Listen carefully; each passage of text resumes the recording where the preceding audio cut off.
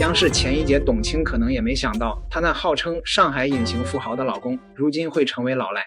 7月9日，上海金融法院開庭，被告席上的密春雷5年前還上過胡潤富豪榜，身家110億，而如今他上了限高名單，涉案金額累計近10億，連高鐵和飛機都坐不了。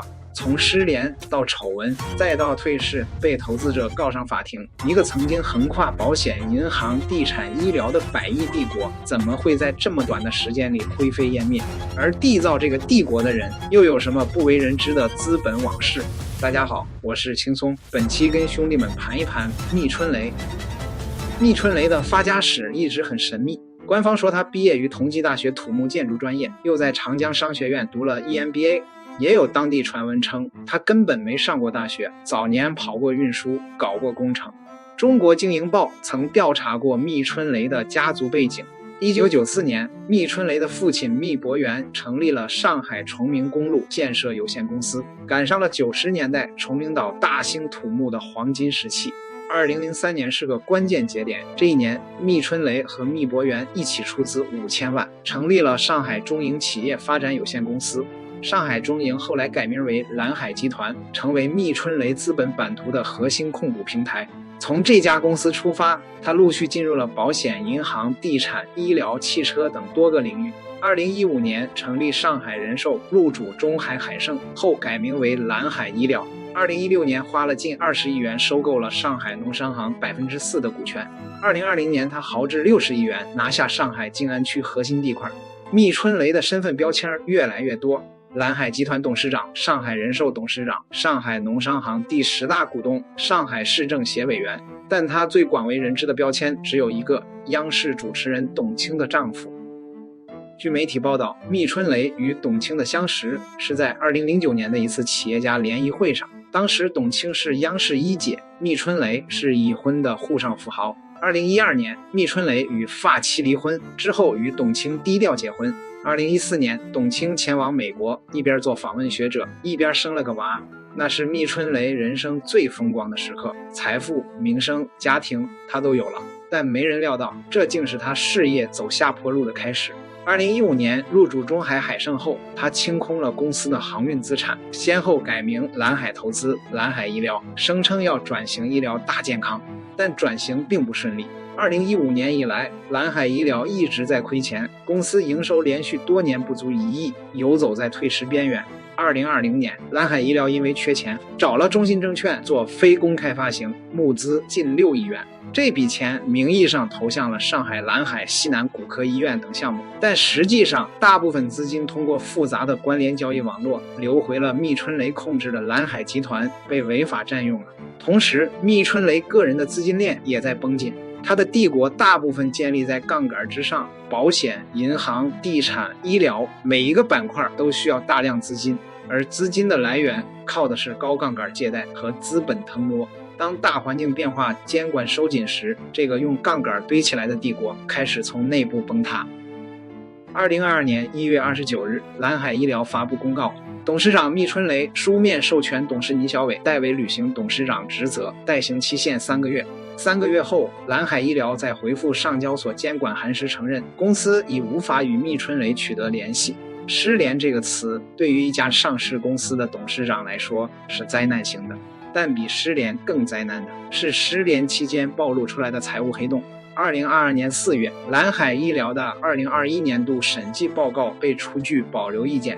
審計機構無法確認5.75億資金占用的可回收性，也無法確認關聯方債權的真實狀況。這份保留意見直接觸發了終止上市條件。2022年6月底，上交所決定終止藍海醫療股票上市，1個月後正式摘牌。就在這時，密春雷現身了。7月6日，藍海醫療公告密春雷恢復履職。密春雷回歸後，面對的是一地雞毛。藍海集團17次成為失信被執行人，名下多個資產被凍結，債務越滾越大。2023年2月，法院對密春雷發出限制消費令，證監會也對他追加處罰，10年內禁止他進去證券市場，徹底切斷其在資本市場的所有路徑。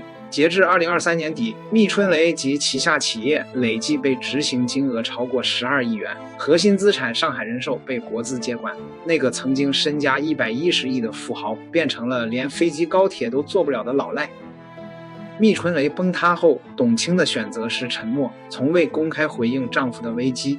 而藍海醫療退市後的殘骸仍在製造新的問題。如今公司員工僅剩4人，銀行賬戶被法院凍結，還有多起糾紛案件在法院排隊等待審理。從2003年的5000萬起家到2021年的100億身家，蜜春雷走了18年。而這個建立在槓桿和關聯交易上的帝國，不到3年就徹底崩塌。同時被埋葬的還有3萬名投資者的本金，以及中国資本市场對看門人制度殘存的信任。更大的問題是，蜜春雷並非個例。當類似的案例反覆出現時，中國的投資者應該相信什麼？是相信保荐機構的報告，還是相信審計機構的意見，還是什麼都不信？這個問題蜜春雷回答不了，也許沒有人能回答。我是輕鬆，關注宋哥，看更多大佬秘聞。人在家中坐，禍從天上來。52歲董卿又被爆猛料，也步入劉曉慶後塵。朋友們好啊，最近董卿又上熱搜了。本來是一個家長在學校畢業典禮上隨手拍的視頻，可沒想到評論區卻炸開了鍋。曾經站在春晚 C 位的央視一姐，如今素面朝天坐在最後一排。為什麼這個畫面會讓這麼多人感慨？今天咱們就聊聊董卿這幾年經歷的風雨，以及這件事背後到底藏着什麼。先給大家捋捋事情經過。事情要從2022年開始說起。在那之前，董卿的人生可以說是標準贏家劇本，連續13年春晚 C 位，一張嘴就是國泰民安的底氣，朗讀者更是把文化綜藝的天花板直接拉高了，事業站到頂了，感情生活也一直被外界看好。他和上海富豪蜜春雷的戀情最早是2012年被路人拍到的，那時候大家才知道這位國民主持人私下找了個隱形富豪。蜜春雷白手起家做起來的藍海系生意鋪得特別大，醫療、地產、保險啥都有，巔峰時期身家破100億，正經上過胡潤百富榜。俩人2014年低調領證，沒辦啥高調婚禮，可外界清一色全是祝福。那時候全網都在說，董卿這才是真正的人生贏家，自己本身就站在行業頂端，另一半還這麼有實力，妥妥的強強聯合。可事情的發展並沒有這麼簡單，變故是從2022年開始藏不住的。蜜春雷生意鋪得太大，又一直靠高槓桿拆東牆補西牆，資金鏈說斷就斷。先是核心的藍海醫療連年虧損，直接被上交所摘牌退市，3萬多散戶跟着踩了坑。緊接着債務問題集中炸鍋，一筆接一筆的執行通知書下來，前後累計被執行超9.33億。他本人也接了10幾次限制消費令，高鐵飛機都坐不了。最離譜的是，債務鬧得最凶的時候，他直接失联了158天。公司沒人主事，債主找不到人，基層員工連工資都發不出來，整個藍海系亂成了一鍋粥。丈夫那邊焦頭爛額，董卿這邊也沒逃過。一夜之間，全網各種謠言滿天飛。有人說她賤賣上海老洋房和美國豪宅替丈夫填坑，有人說她早就轉移資產準備移民跑路，甚至還有人編得有鼻子有眼，說她因為這事被央視徹底封殺，以後再也別想上台了。那段時間，董卿直接從公众視野裡消失了。春晚沒她的身影，綜藝停了更新，社交賬號也停更了，一句話都沒解釋，任由各種說法瞎傳。網上罵聲心疼聲摻在一起，有人說她貪慕豪門富貴，最終自食惡果，也有人覺得她冤，自己啥都沒幹，平白被丈夫的爛攤子拖累名聲。看到這裡，肯定有人會問，那董卿到底冤不冤？其實往深了想，這件事真正複雜的地方在這裡。直到2025年底，她的工作室才正式發聲明，拿公安開的戶籍證明實錘她一直是中國國籍，從來沒辦過移民，也明確說了，她從沒參與過丈夫公司的經營，既沒持股也沒簽過擔保，法律上半毛錢責任都不用擔。說白了，表面看是豪門夢碎，實際上是一個女人被另一人的債務風暴捲了進去。你想啊，她自己的事業是主持人，是制作人，跟丈夫那個資本盤子壓根不搭邊。可問題在於，公眾不会分那麼清，在很多人眼裡，夫妻就是一體，你享受了豪門的光環，就得承擔豪門的風險。這種邏輯對不对？咱們另說，但它就是現實。真正關鍵的地方在這裡。如果只看表面，很容易忽略一個細節，這個細節恰恰決定了事情的發展，那就是董卿在整個風波中的態度。她沒有出來哭訴，沒有賣慘，沒有開直播解釋，甚至沒有發一條微博，她就那麼安安靜靜的消失了。這在今天的輿論環境裡其實非常罕見。你想啊，現在多少明星遇到點事兒就趕緊發聲明、發律師函、開記者會，恨不得一天解釋8遍。可董卿呢，一句話都沒有，任由外面罵聲滔天，他就守着家裡人過日子。這份定力，說實話不是誰都有的。可能有人會說他這是心虛，是不敢回應。